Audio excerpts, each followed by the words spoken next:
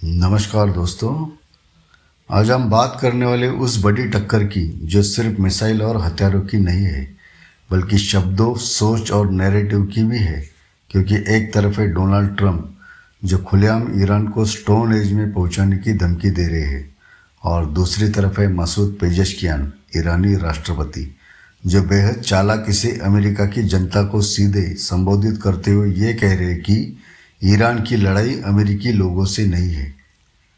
तो सबसे पहले अगर हम डोनाल्ड ट्रंप के बयान को समझें, तो उनका ये कहना है कि ईरान को स्टोन एज में पहुंचा देंगे, ये केवल एक गुस्से में दिया गया बयान नहीं लगता, बल्कि ये एक सोची समझी रणनीति का हिस्सा लगता है, जिसके जरिए वे एक साथ कई मैसेज देना चाहते हैं। दरअसल इस तरह के बयान का पहला मकसद ये होता है कि ईरान के ऊपर इतना दबाव बनाया जाए कि वो किसी भी तरह की सैन्य कार्रवाई करने से 100 बार सोचे।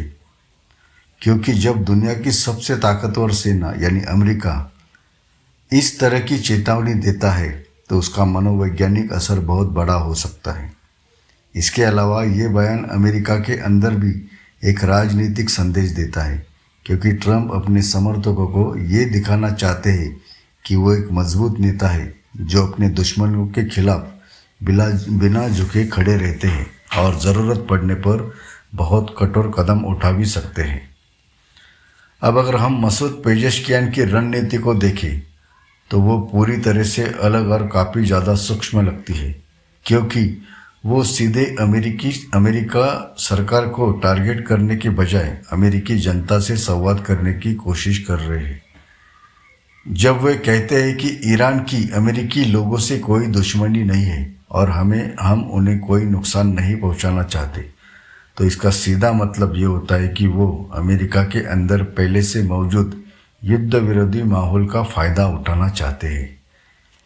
वो ये नैरेटिव बनाना चाहते हैं कि असली समस्या दोनों देशों के सरकारों के बीच है, जबकि आम लोग एक दूसरे के दुश्मन नहीं हैं। और इसी सोच के ज़रिए वो अमेरिकी समाज में सहानुभूति पैदा करने की कोशिश कर रहे हैं। अगर इस पूरी स्थिति को गहराई से समझा जाए, तो ये साफ हो जाता है कि ये सिर्फ हथियारों की लड़ाई नहीं है, बल्कि ये एक ऐसी जंग है जिसमें दोनों देश दुनिया और अपने अपने लोगों के दिमाग को प्रभावित करने की कोशिश कर रहे हैं। एक तरफ अमेरिका डर और ताकत का इस्तेमाल करके ये दिखाना चाहता है कि वो किसी भी हद तक जा सकता है, जबकि दूसरी तरफ ईरान भावनात्मक अपील और शांति की भाषा का इस्तेमाल करके खुद को एक जिम्मेदार और शांतिप्रिय देश के रूप में पेश करना चाहता है, जो कि वो लगता नहीं।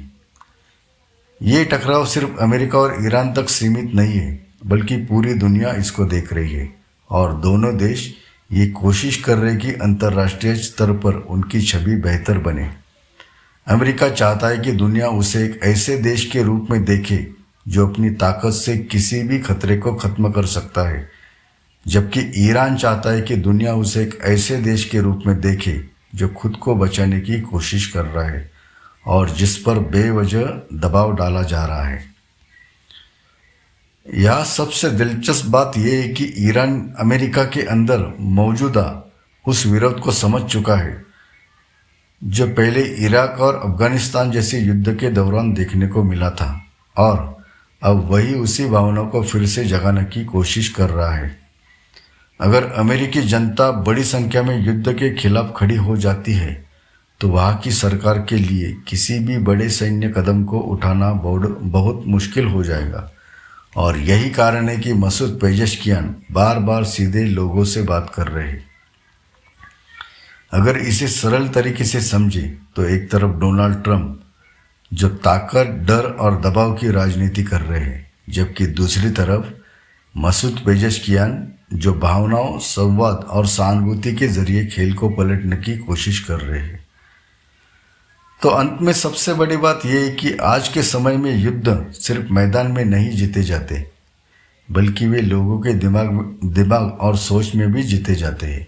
और जो देश इस नैरेटिव की लड़ाई में आगे निकल जाता है, वही असल में सबसे बड़ी जीत हासिल करता है।